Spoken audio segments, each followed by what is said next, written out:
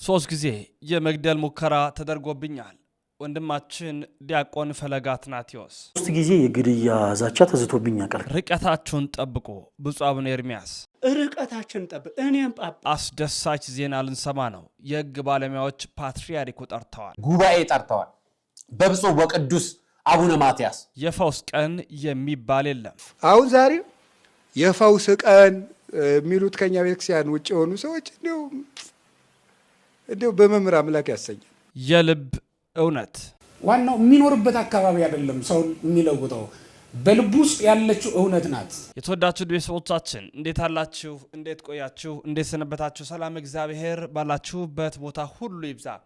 መረጃው ለመላው ዓለም እንዲዳረስ ላይክ እና ሼር በማድረግ ትብብራችሁን አጋርነታችሁን በማሳየት ከወዲሁ እንድትጀምሩ በፍጹም ትህትና እንጠይቃችኋለን። ኦርቶዶክሳዊ ሀሳቦችን ኦርቶዶክሳዊ መረጃዎችን በቀን 2 ጊዜ ፍጹም ያለ መታከት እያቀረብንላችሁ ስለምንገኝ ታዲያ እናንተ ላይካችሁ ሼር እና ኮሜንት እያደረጋችሁ ደግሞ ሐሳብን በስፋት እያጋራችሁልን ከጎናችን እንድትቆሙ በትህትና እንጠይቃችኋለን። በቀጥታ እንግዲህ ወደ መረጃችን እናምራለን።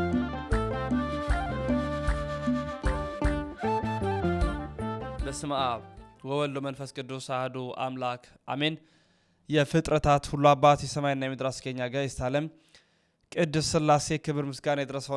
እናታችን በቤታችን ድንግል ማርያም ውዳሴ ክብር ይድረሳት። ቅዱሳን የማዕረግና ክብራቸው ምስጋና ይድረሳቸው። እንዴት አላችሁ? እንዴት ቆያችሁ? እንዴት ሰነበታችሁ? ቤተሰቦች ሰላም እግዚአብሔር ባላችሁበት ቦታ ሁሉ ይብዛ እያልኩኝ በቀጥታ ወደ መረጃችን አመራለሁ።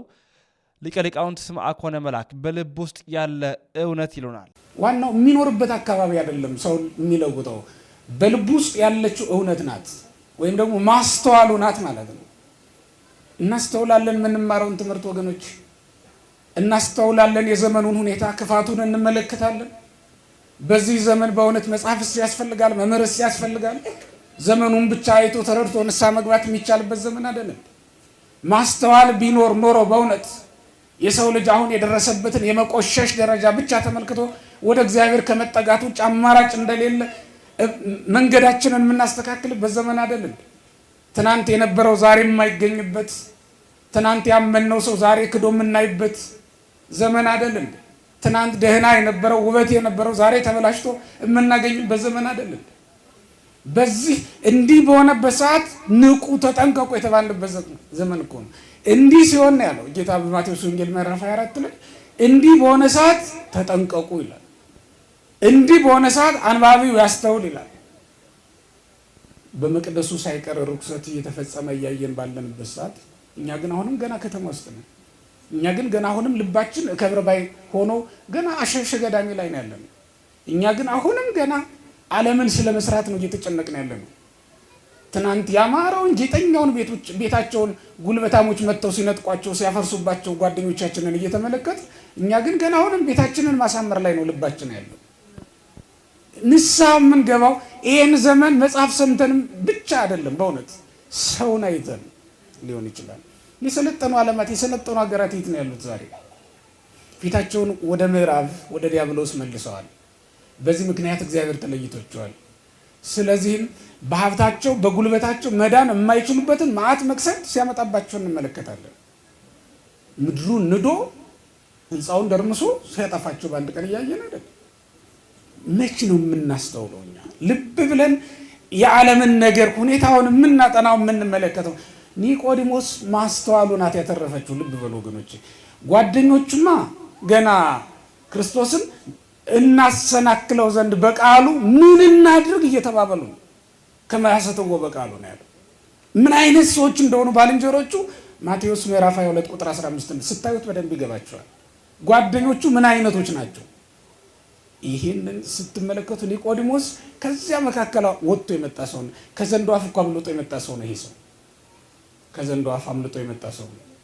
ይሄ እውነት ለመናገር በጣም የሚያስገርሙኝ እንዲህ አይነት ሰዎች ናቸው። ከአሳ ነባሪ ሆድ ከተተፋው ከዮናስ ይልቅ ከክፉ ማህበር መካከል ወጥተው ወደ ጽድቅ የደረሱ ሰዎች በጣም ያስቀኑኛል። በጌታ ቀኝ በኩል የተሰቀለ ወንበዴ ያስገርማችሁ። በአንድ ጀንበር ከወንበዴነት ወጥቶ ከጻድቃን ሁሉ ቀድሞ ገነት መንግስተ ሰማያት ገብቶ ስታገኙት አትገረሙ? ያ ሰው እኮ ማለዳ ነፍስ ይገል ነበር፣ ማታ ግን ገነት መንግስተ ሰማያት ገብቷል። የእግዚአብሔርን ግን ቸርነቱን አያችሁት?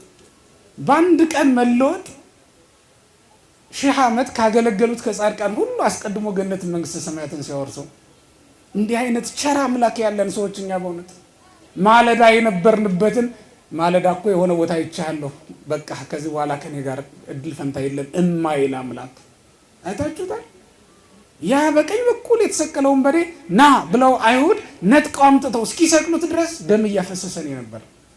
ቋንጃ እየቆረጠ እናቶችን ያለ ልጅ እያስቀረ ልጆችን ያለ እናት ያለ አባት እያስቀረ የነበረ ሰው ነው። ማለዳ ላይ ማለት ነው። ትናንት አይደለም፣ ማለዳ ላይ እንደዛ ነው የነበረው። ለሊቀ ሊቃውንት ስምዐ ኮነ መልአክ እግዚአብሔር አምላክ ቃለ ሕይወትን ያሰማልን፣ በልብ ውስጥ ያለ እውነት ነፃ ያወጣል በሚል በሚያስደንቅ ሁነት ተናግረውናል። አባታችን አባ ገብረ ኪዳን ደግሞ እንዲህ ይሉናል፣ እንካተላቸው።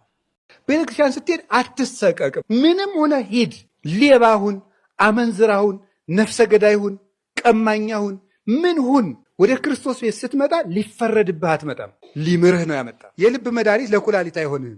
ለኩላሊት የሚሆነው ለጨጓራ ይታዘዛል። ለሌላ መሆኑስ ቀርቶ ሳይድ ኢፌክቱ በቀረልን። የእግዚአብሔር ቃል ግን ለሁሉም በሽታ የምናዘው አንድ መድኃኒት ነው። መድኃኒቱ አንድ ነው፣ ለሁሉም በሽታ ይታዘዛል። አንድ ሰው የእግዚአብሔር ስለሆነ ጤና ያገኛል ማለት አንችልም። የእግዚአብሔር ባለመሆኑ ጤና ያጣል ማለትም አንችልም። ታማችሁ ጸበል ተጠምቃችሁ ስላልዳናችሁ እግዚአብሔር ትቷችሁ አይደለም። ስለዳንም ከሰው ለይቶ እግዚአብሔር ስለወደደን አይደለም። መከራ ትዕግስት ያስተምራል፣ ትዕግስትም ተስፋን ያስተምራል፣ ተስፋ ደግሞ አያሳፍርም ይላል። ቤተ ክርስቲያን የመሄድ የመጀመሪያው መስፈርት ምን እንደሆነ ታውቃላችሁ? ምህረት ማድረግ ነው። ምህረት የሌላቸው ሰዎች ምህረት አያገኙ። ቤተ ክርስቲያን ስትሄዱ ማንንም የሚከስል ሌና ሊኖረን አይገባም። ምህረት ሳይኖረን እግዚኦ ማረነ ማለት ምርት ሳይኖርህ ማረኝ ትላለህ። አትምርም። ቢያንስ ተው ይተውላችኋል፣ ይቅር በሉ ይቅር ይላችኋል። ወንዶች በሽታቸው ምንድን ነው? ዝሙት። ሴትን ባዩ ቁጥር በዝሙት መነደፍ ማለት። ሴቶች የእነሱ በሽታቸው ምንድን ነው? ትውዝፍት፣ ጌጥ ማብዛት ማለት። የካህናት በሽታቸው ምንድን ነው? ትዕቢት ነው። አይምሯችን ረቂቅ፣ እግዚአብሔርን የሚያሰላስል፣ ስለ እግዚአብሔር የሚያሰላስል፣ ስለ እግዚአብሔር የሚናገር፣ ስልጣናችን ምጡቅ፣ ተወዳዳሪ የሌለው ማለት ነው። ባላንጣ የማይነሳበት። እኛ ያሰርነውን መንግስት አይፈታው ይላል።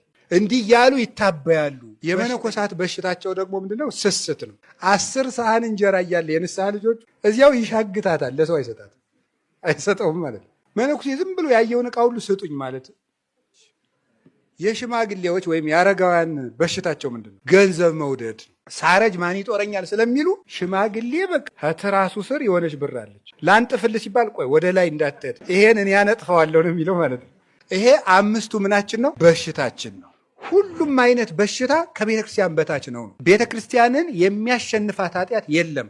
ምንም የኃጢአት ማህበር ቢኖር ከጌታችን ከኢየሱስ ክርስቶስ ደም በላይ የሚሆን ኃጢአት የለም። ምንም ነገር ቢሆን በሱ ደም ይደመሰሳል። ምንም ኃጢአት ከእግዚአብሔር ይቅርታ በታች ነው። የሥላሴን ስም ማጥናት መማር፣ በሥላሴ ስም መመካት፣ በአብ በወልድ በመንፈስ ሲበሉ አማትቦ መብላት፣ ከቤት ሲወጡ አማትቦ መውጣት፣ ወደ ቤት ስትገቡ የራሳችሁ ቤት እንኳ ቢሆን አማትባችሁ መግባት፣ ውላችሁ ወጥታችሁ እንኳ ቢሆን ተመልሳችሁ ስትገቡ አማትባችሁ መግባት፣ የራሳችሁን እስክብሪቶ ለሰው አውሳችሁ እንኳን ቢሆን ሲመለስ አማትቦ መቀበል፣ የትም ቦታ ላይ የሥላሴን ስም ማህተም ማድረግ ነው። የጌታችን መድኃኒታችን ኢየሱስ ክርስቶስን ስም መጥራት። ሰይጣን ኢየሱስ እንደሚባል ስም አድርጎ የሚጠላው ነገር የለም። ታውቃላችሁ? ይሄ እውነት የለም። የእግዚአብሔር ልጅ ጌታዬ ኢየሱስ ክርስቶስ ሆይ ማረኝ ሲባል ከሰማይ በታች ከምድር በላይ ከምድር በታች ያለ ጉልበት ሁሉ ለኢየሱስ ክርስቶስ ስም ሊሰግድ ይገባል። ስለዚህ በጌታችን በኢየሱስ ክርስቶስ ስም መመካት፣ ስሙን ጠርቶ መተኛት፣ ስሙን ጠርቶ መውጣት፣ ትራንስፖርት የሚሆን መንገድ ላይ የሚሆን የእሱን ስም እየጠሩ መሄድ። በኢየሱስ ክርስቶስ ስም ድል የማይነሳ አጋንንት የለም። እስቲ እግዚአብሔር ያሳያችሁ። ራሳችሁን ለመለወጥ ስንት ዓመት ለፍታችኋል? ደጋግሞ የሚጥለንን ኃጢአት ለመላቀቅ ስንት ዓመት ነው የደከማችሁ? 7 ዓመት ጣርኩኝ፣ አንድ ኃጢአት ግን ሊለቀኝ አልቻለም አትበል። አምና ባይሳካ ዘንድሮም ጣር፣ ዘንድሮም ባይሳካ ከርሞም ጣር። 38 ዓመትም 40 ዓመትም 50 ዓመትም ሊያደክም ይችላል። ህይወትን ሙሉ ለህይወት ይጣርለታል።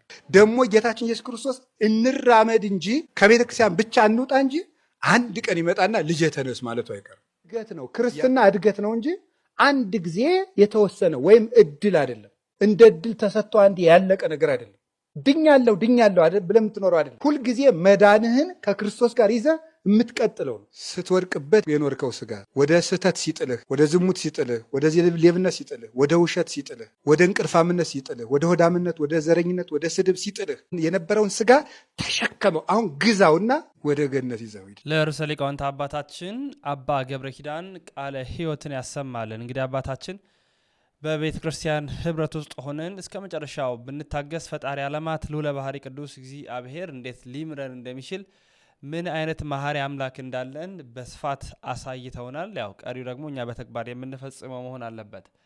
ከታቦተ ሕግ ጋር በተገናኘ ያለውን አንድ ቪዲዮ ደግሞ ላስደምጣችሁ። በተለይ ቅዱስ ታቦቱ በሚወጣበት ሰዓት ላይ በርካቶቻችን በጣም በቅርብ ርቀት ውስጥ ነው የምንቆመው፣ እንገፋፋለን፣ ለአባቶች ክብር አንሰጥም። ከዛ በሻገር ደግሞ ምእመናን የሆን እኛ ፎቶዎች ለመነሳት ቪዲዮ ለመነሳት በቃ በጣም ከክብሩ ይልቅ የራሳችንን ሚሞሪ ለማስቀመጥ የምንሯሯጥ በርካቶች ነን። ክብር ከመስጠት ማለት ነው። አትቅረቡ እየተባለ ውረዱ ባካችሁ፣ ይሄኛ ወደ ምረት ውደት የሚያደርግበት ለታቦቱ ክብር ብቻ ነው፣ ምእመናን ራቅ በሉ ሲንባል እንኳን አሻፈርኝ እምቢኝ ብለን በታቦተ ሕጉ ፊት ለፊት ከቻል ካልሆነ በጎን ካልሆነ በኋላ ብቻ በቅርብ ርቀት ውስጥ ሆነን የምንሸኝ የምንደፋፈር ጥቂቶች አይደለንም።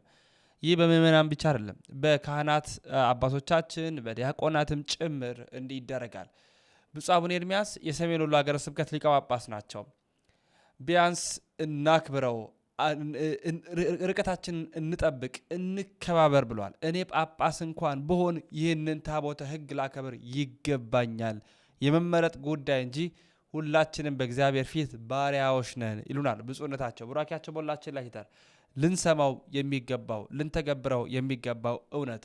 ይህንን መረጃ ሁላችሁም አዳርሱ። ርቀታችን ጠብቅ። እኔም ጳጳሱ እኔ ዕቃ ሆኜ ባረኩት እንጂ የባረከው እኮ እግዚአብሔር ነው፣ ያከበረው እግዚአብሔር ነው። ይህን አምኜ ርቀቴን ጠብቄ ነው መሄድ ያለ። እየተሻሸው እንደ ጓደኛ ካህን መሆን ማለት የእግዚአብሔር ጓደኛ መሆን ማለት ነው ወይ? በእውነት እኔ ጳጳስ ሆንኩ ማለት የእግዚአብሔር ጓደኛ ሆንኩ መሰላችሁ እንዴ? አይደለም እኮ ባሪያ እኮ ነኝ። የምርጫ ጉዳይ ነው እንጂ እኮ ሁሉም እኮ የእግዚአብሔር ባሪያ እኮ ነው። ስለዚህ ይህን ርቀት ጠብቁ፣ መምህራኑ አስጠብቁ። በእኛና በታቦቱ መካከል ክፍተት ሊኖር ይገባል፣ ጋፕ ሊኖር ይገባል። የብፁዕነታቸው ቡራኬ በሁላችን ላይ ትደር። በእውነት ወንድማችን ፈለገ አትናቴዎስ 3 ጊዜ የመግደል ሙከራ ተደርጎብኛል አለ።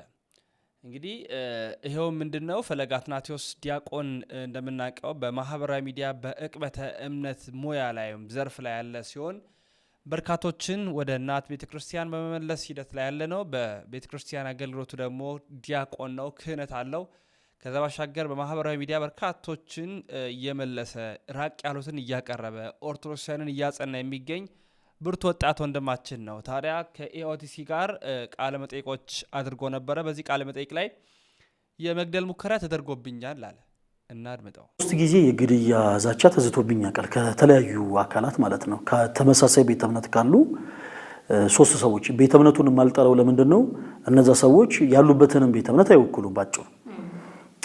ግን 3 ጊዜ በተለያዩ ጊዜያት የግድያ ዛቻ ተዝቶብኝ ያውቃል። እንደውም አንዱ ከኢትዮጵያ ውጭ የሚኖር ሰው ነው፣ እጅግ በጣም ትልቅ አቅም ያለው ሰው ነው እና ገንዘብ ከፍዬ እንዲያስደርጋል ብሎ ቃል በቃል ወደ 2000 አካባቢ ሰዎች ላይፍ ስትሪም ላይ ያሉ ነው የግድያ ዛቻ አንስቶብኝ የሚያውቀው። ግን እግዚአብሔር ይመስገን አንዳንድ ጊዜ እንደው ከምናገለግለው አገልግሎት አንፃር የምናተርፈው ትርፍ ጎልቶ ስለሚታየን ነው መሰል እንዲህ አይነቱ ነገር አያስፈራንም። ግን 3 ጊዜ እንደዚህ አይነት ዛቻ ተዝቶብን ያውቃል። ሌላው ደግሞ በተለይ እዚህ ቀደም ያልኩሽ ዓለሜ ኮንተንት ላይ ያሉ እህት ወንድሞቻችን ዘፈን በመስፈን ሊሆን ይችላል፣ በመጨፈን ሊሆን ይችላል፣ በተለያየ አይነት ኮንተንት ሰው ላይ ተጽዕኖ የፈጠሩ ሰዎች አሉ፣ በዓለሜ መንገድ ማለት ነው። እና እነዛን ልጆች ኦርቶዶክስ እስከሆኑ ድረስ እኛ ምን አይነት ዓላማ አለን? በህይወታቸው ክርስቶስን እንዲሰብኩ የማድረግ። ለምሳሌ እኛ ወደ መሬቱ ላይ ቆመን ሰባኪዎች ነን፣ ቆመን እንሰብካለን። እነሱ ደግሞ በህይወታቸው ክርስቶስን የሚሰብኩ ሰባኪዎች እንዲሆኑ ስለምንፈልግ እናቀርባቸዋለን።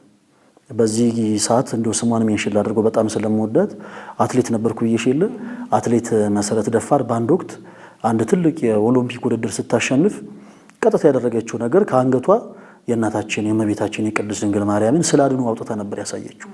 መስበክ ይባላል። በሰማዕት ነች ማለት ነው። ሰማ ማለት የግዕዝ ቃል ነው። ወደ መረኛ ሲተረጎም መሰከረ ማለት ነው። እና ስለ ቤተ ክርስቲያኗ ስለ እምነቷ መሰከረች ማለት ነው። እነዚህም ወጣት የሆኑ ወንድሞቻችን ደግሞ በተመሳሳይ ኦርቶዶክስ ቅድስት ቤተ ክርስቲያን የምታስተምረውን ትምህርት በሕይወታቸው አጉልቶ እንዲያሳዩ እንፈልጋለን እና እነዛ ልጆች ላይ ትልቅ ስራ እየሰራን ወደ መንፈሳዊ ዓለም በሳብናቸው ቁጥር ልክ በተመሳሳይ እንዲሁ አንድ ሰው ዛቻን ዝቶብኝ ያውቃል። ነፍስ እስከ ማጥፋት የሚደርስ ነገር ሳይሆን ግን እንዲሁ ከነሱ አካባቢ እንድንርቅ እነሱ አጠገብ እንዳንደርስ። እንግዲህ ልጆቹ ኦርቶዶክሳዊ ናቸው። ኦርቶዶክሳዊ ወንድሞቻችን ሆኖ ሳለ ግን ከነሱ አጠገብ እንድንርቅ እንዲህ አይነት ዛቻም ደርሶብን ያውቃል። በነፍስ ማጥፋት ግን 3 ጊዜ ተዝቶብኝ ያውቃል። የረሳሁትን አስታውሽ። መልካም። አንዳንዴ እንደዚህ አይነት ተግባራት ይበልጥ እንድትሰራ ለካ እየተንቀሳቀስኩ ነው እንድትል የሚያነቁክ ይመስሉኛል። እኔ ብዙ ጊዜ ኢትዮጵያውያን አትችሉም የሚለንን ሰዎች መጋፈጥ እንወዳለን እና ይሄ እንድትሰራ የሚያነሳሃል ብዬ አስባለሁ። እንደው አንዳንዴ አያለው ሶሻል ሚዲያ ላይ ሳይክ እና እንዳልከው ይሄ በተጽዕኖ ፈጣሪ የሚባሉ እህት ወንድሞቻችንን የቅዱሳን ስዕላትን በመስጠት ከነሱ ጋር ሻይ ቡና በማለት ይሄ ቀርቦ አይደለ ሰውን ወደ ራስ ማምጣት የሚቻለው። እነሱ ላይ ምን ታስባለህ? ብዙ ጊዜ እናርቃቸዋለን እንደዚህ አይነት ሰዎችን በነጠላ ተደብቀን ብዙ ነገር ከምንሰራው ይልቅ እንደውም እነሱ የሚሻሉ ይመስለኛል። እኔ ውስጣቸው ፈጣሪን በመፍራት በሁሉ ነገር ከኛ ይሻላሉ የሚል እምነት አለኝና እነሱ ላይ ለመስራት ምን አስበሃል? አያለው አንዳንዴ ቅዱሳን ስዕል የሚወዱት አንዳንዴ ታቦት በጣም አንዳንድ ታቦት የግል እስኪ መስለን ድረስ መገለጫችን የሚመስለንን ታቦት እያንዳንዱ ሰዎች አሁን ስሟን በጠራት ያችን ልጅላ ደስ ባለኝና በጣም የምትወዳትን የአንድ ቅዱሳን ስዕል ሰታሃት ነበረ። ያችን ልጅ ባቀረብክ ቁጥር በሷ ዙሪያ ያሉ ሰዎችን እንዲቀርቡ ማድረግ ነውና እንደዚህ አይነት ልጆች ላይ ኦርቶዶክሳዊ ሆነው ነገር ግን በአለባበስ በአነጋገር ትንሽ ከቤተ ክርስቲያን አስተምሮ ወጣ ያሉ ልጆችን ወደኛ ለመመለስ እርግጠኛ ነኝ እያሰባችሁ እየተንቀሳቀሳችሁ እንደሆነ አውቃለሁ። ምንድነው ያሰባችሁት? አሁን ላይ በደንብ ከውስጥ ካሉት ይልቅ ውጭ ላሉት ላይ ብንቀርብ ብንሰራ የተሻለ ነው ብዬ ስለማምን ነውና እነሱ ላይ ያሰባችሁት ፕሮጀክት አለ ወይ? አዎ እስቲ ከእግዚአብሔር ጋር እግዚአብሔር ከፈቀደው ያሰብነው ነገር አለ። ቅድም እንዳልኩሽ በዚህ አጋጣሚ ስማቸውን ልጥራ። ለምን መሰለሽ ቤተክርስቲያናቸውን ያከበሩ ልጆች ናቸው። በኋላ ላይ ጠቅሰዋለሁና በቲክታክ ፕላትፎርም ላይ ቤታዮ የምትባለታችን ነጃኒ ነፊዮና ሄኒ የመርካቶ ይሄ የካጃማ የሚባሉ ልክ እንዲህ አይነት ስም ያላቸው ያው የቲክቶክ ስም ስለሆነ ለየት ይላል እና ልክ እንዲህ አይነት ስም ያላቸው ብዙ እህት ወንድሞቻችን አሉ። ቅድም እንዳልኩሽ እኔ እነዚህን ልጆች ወደ ቤተ ክርስቲያን ለማቅረብ በሞከርኩኝ ቁጥር አንዳንድ ጊዜ መልካም ሐሳብ እንዳለ ሁሉ ነቀፌታም አለ። እንዴት ከነዚህ ሰዎች ጋር እንዴት አብረህ ትቀመጣለህ የሚሉ ሰዎች አሉ። ከንሳ ጋር ተያይዞ ብዙ ጊዜ ስሟን ማነሳት አንዲት የቤተ ክርስቲያናችን ቅድስት እናት አለች፣ ማርያም ዘነይን የምትባል ማለት ነው። ማርያም ዘነይን የሷ ወደ ክርስቶስ መመለስ በንስሐው መመለስ ለየት የሚያደርገው ታሪኳ ምንድነው? ክርስቶስ በምድረ ሥጋ በነበረበት ዘመን የነበረች ቅድስት እናት ነች እና አንድም ቀን ግን ክርስቶስ ያስተማረውን ትምህርት ሰምታ አታውቅም። አንድም ቀን የክርስቶስን ደምግባቱን ተመልክቶ አታውቅም እና በመስታወት ራሷን እየተመለከተች ነው የተጸጸተችው። እናንተ አይኖቼ ነገ እኮ ፈሳሾች ናችሁ፣ እናንተ ጉንጮቼ ነገ እኮ ወዳቂዎች ናችሁ እያለች ለእያንዳንዱ ዋሳቶቿን ወቀሰን አቀረበች። ይህን ካደረገች በኋላ የወሰነችው ውሳኔ ልክ አለደለ በእግዚአብሔር የሚያምኑ ሰዎች የሚለብሱትን አይነት አለባበስ መልበስን አይደለም። ከነማንነቷ ከነ ተቀደደ ጨርቋ ወደ ሽቶ ነጋዴ ዘንድ ሄዳ ሽቶን ገዝታ ወደ ክርስቶስ ኢየሱስ እግር ስር ወድቃ አልቀሳ በእግሮቹ ሽቶ ልታርከፈክፍለት ነው ያሰበች። እንደውም እጅግ በጣም ደስ የሚለኝ ጥንካሬዋ ሽቶ ለመግዛት ወደ ሽቶ ነጋዴ በቀረበች ጊዜ ሽቶ ነጋዴው ሊያፌዝባት ሞከረ። አንዳንድ ጊዜ ልክ ወደ ቤተክርስቲያን እንዲህ ልንመለስ ስንል የድሮ ማንነታችንን መጥቀስ የሚፈልጉ ሰዎች አሉ እና ሊያፌዝባት ሊቀልድባት ሞከረ፣ ቀጸበባት።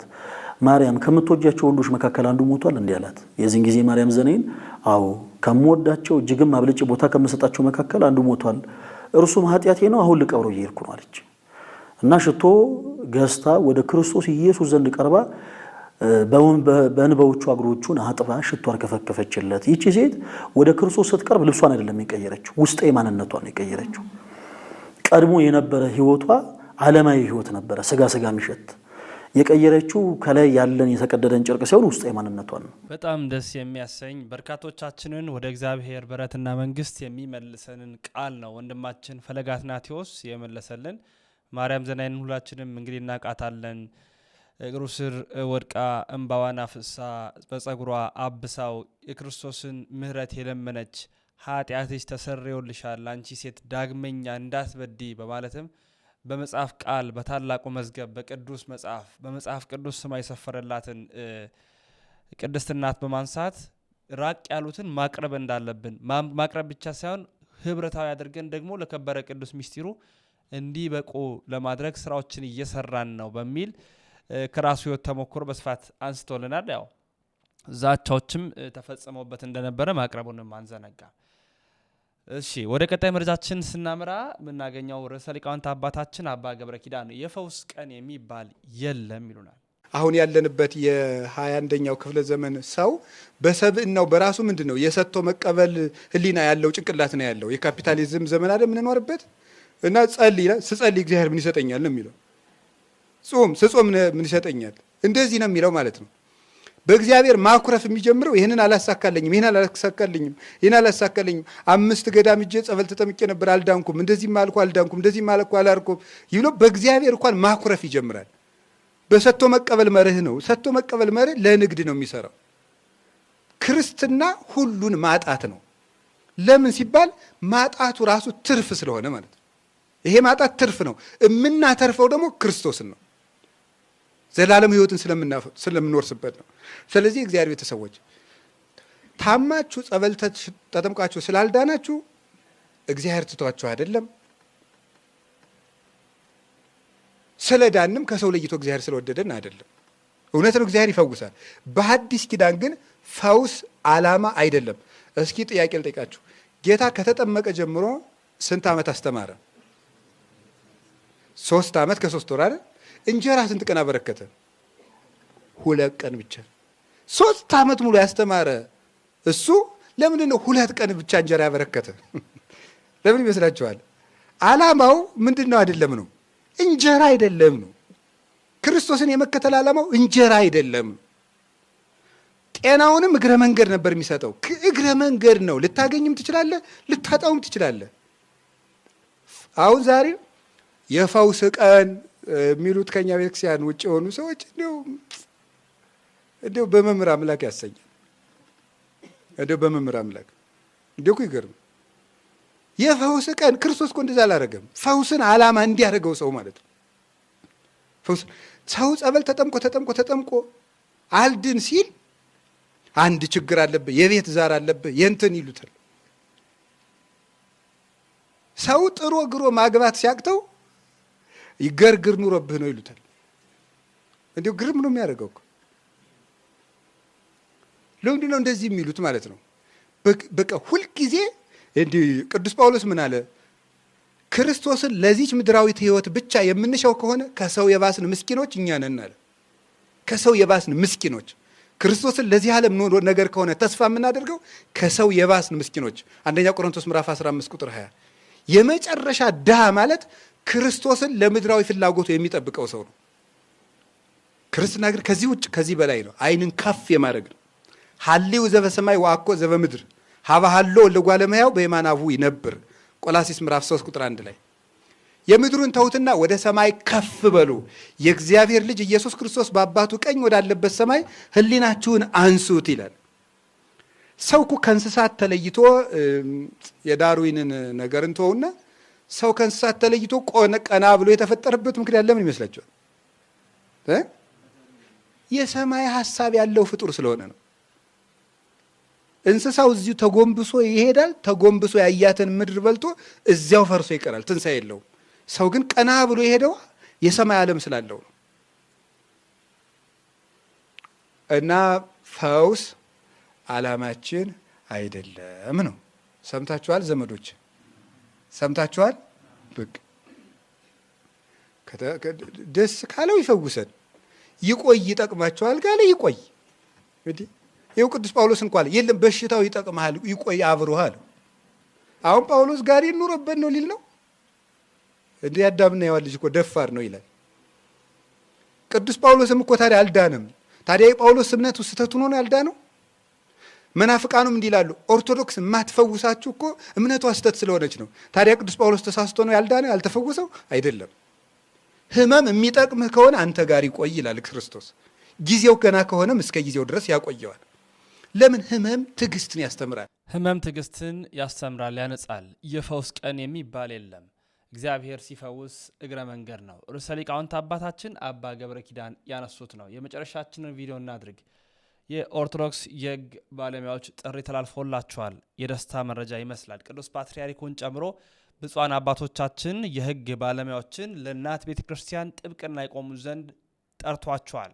ዲያቆን ሄኖክ ኃይሌ ነው መርሃ ግብሩን የሚመራውም እየተባለ ይገኛል። መችና እንዴት ሲተካተል እንመለስ። ጋዜጠኛ አርአያ መካከል ጉባኤ ጠርተዋል። በብፁዕ ወቅዱስ አቡነ ማትያስ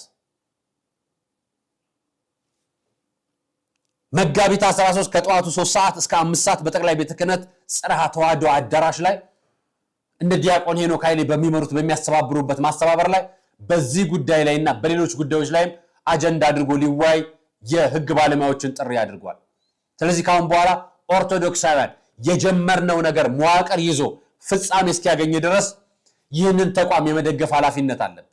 በየትኛውም መንገድ ይሁን በዚህም ጉዳይ በሌላም ጉዳይ ይነሳ አጀንዳው፣ እነዚህም ጉዳዮች አጀንዳ መያዝ አለባቸው ብለን ተነስተናል። አቡነ ማትያስ ብፁዕ ወቅዱስ አቡነ ማትያስ የህግ አካላትን ሰብስበው በኢትዮጵያ ኦርቶዶክስ ተዋሕዶ ቤተክርስቲያን ላይ እየተሰነዘረባት ያለውን እልፍ ጦር የሚመክቱ ጠንካራ የህግ ባለሙያዎችን የማዋቀር ስራ ተጀምሯል። የህግ ባለሙያ የሆናችሁ ኦርቶዶክሳውያን የሆናችሁ በዚህ አዳራሽ ላይ ስብሰባ ተጠርታችኋልና እንኳን ደስ ያላችሁ። ለቤተ ክርስቲያን ዘብ ልትቆሙ እድሉ ተከፍቶላችኋል። ወደ መንበረ ቅድስናው፣ ወደ መንበረ ጵጵስናው ስርዓት ውስጥ፣ ወደ መንበረ ክህነት ስርዓት ውስጥ፣ ወደ መንበረ ድቁና ስርዓት ውስጥ፣ ወደ መንበር ስፍራ እንድትመጡና ለቤተ ክርስቲያናችሁ ዘብ እንድትቆሙ ተጠርታችኋል። ከዛሬ ጀምሮ ማንም እየተነሳ የኢትዮጵያ ኦርቶዶክስ ተዋሕዶ ቤተክርስቲያን የሚዘልፍበት ስርዓት አይኖርም።